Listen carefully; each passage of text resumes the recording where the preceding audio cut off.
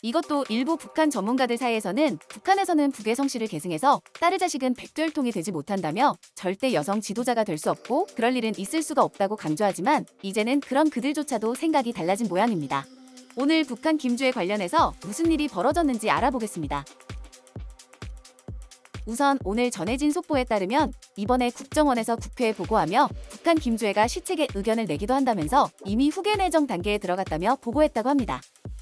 이게 무슨 말이냐면 이미 여러분들도 많이 보셨겠지만 북한 김정은이 공식적인 자리마다 자신의 딸인 김주애를 데리고 다녔고 외국에서도 김주애의 존재에 대해 각인이 되고 있었습니다. 그런데 이제는 단순한 행사가 아니라 이렇게 금수산 태양궁전 참배에도 모습을 나타낼 정도가 되었고 사진을 자세히 보면 이제는 어린아이의 모습이 사라지고 자신의 엄마인 리설주보다 키가 더 커지며 이전보다 많이 성숙한 모습으로 등장했던 것입니다. 결국 일본의 니혼게이자이 신문에서도 이러한 동선을 분석했고 북한 김주애가 등장하는 장면이 3년 동안 600일이 넘는다며 이것은 후계자로 암시하는 연출이라고 규정하기도 했습니다. 그래서 이번에 국정원에서 발표한 내용도 이것인데 북한 김주애가 이제는 건군절 행사라든지 금수상 태양궁전 참배까지도 모습을 드러내며 거기에서 일부 시책의 의견까지 내는 정황도 포착되니 이제는 후계자 내정 단계에 들어간 것으로 규정했다는 것입니다. 다시 말해 이 말은 김주애가 후계자로 확정되었다는 내용은 아니고 기존의 후계자 수업 단계에서 한 단계 업그레이드하여 김정은의 후계 내정 단계로 올라왔기 때문에 지도자가 될 가능성이 이전보다 더욱 높아진 상황이라고 해석될 수 있습니다.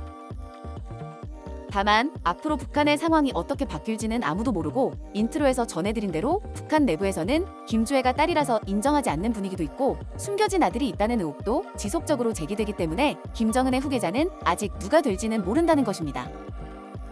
그래도 지금 현재 시점에서는 가장 강력한 후보는 김주애가 맞고 모든 전문가들과 외신에서도 그렇게 보고 있는데 그렇다면 만약 김주애가 지도자가 될 경우 앞으로 북한은 어떻게 달라질지도 알아보겠습니다. 우선 여러분들도 아시겠지만 북한은 기존의 시스템이 있고 외부에서 보기에는 지도자의 개인 독재처럼 보일지 몰라도 북한의 당이라든지 군사조직 등 엘리트 연합체제라서 후계자가 김주애가 되든 숨겨둔 아들이 되든 상관없이 기본 노선은 쉽게 바뀌지가 않습니다. 여기서 기본 노선이라 함은 매번 강조했던 핵무장도 있을 것이고 이러한 강력한 무기를 통해 외부 협상을 진행하고 지금처럼 내부 통제 중심의 구조는 유지된다는 이야기입니다. 그래도 나름 최초의 여성 지도자가 탄생되기 때문에 이전과 조금 달라질 수 있는 가능성을 보자면 아무래도 남자가 아닌 여자라서 기존의 군사 영웅 이미지보다 미래 세대라든지 보호자 이미지가 강조될 수는 있습니다.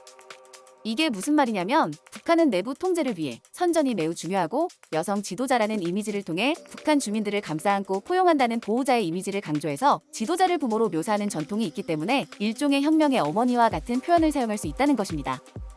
그리고 이러한 여성 지도자 카드는 외부에서도 활용할 수 있고 외교적으로 평화의 이미지로 연출이 가능하기 때문에 대외 전략에 있어서 기존과 다른 컨셉으로 나아갈 수 있다는 것입니다. 대략 이 정도의 시나리오가 분석되고 있는데 그렇다면 반대로 북한 김주애가 지도자가 될 경우 단점은 무엇인지도 알아보겠습니다.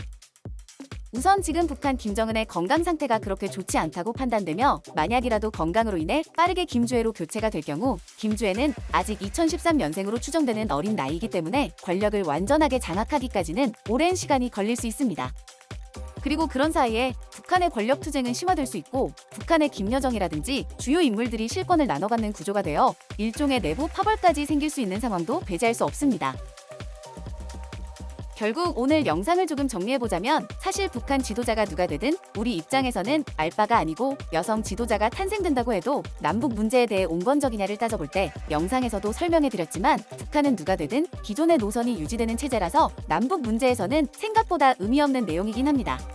다만 남북 문제를 떠나서 북한이라는 존재 자체는 동아시아 문제하고 연결되는 지점들이 많고 미국이라는 강대국도 북한에 대해 늘 민감하게 받아들이기 때문에 북한의 동향에 대해서는 어느 정도 분석할 필요는 있고 그래서 오늘 국정원에서도 긴급한 내용을 보고한 것으로 보입니다. 어쨌든 후계자 내용은 아직 확정되지 않은 단계이기 때문에 추가적인 소식들이 앞으로도 계속 들려올 가능성이 높아서 이러한 북한 소식에 대해서도 꾸준하게 전해드리도록 하겠고 대략 이번 영상은 여기서 마무리하도록 하겠습니다.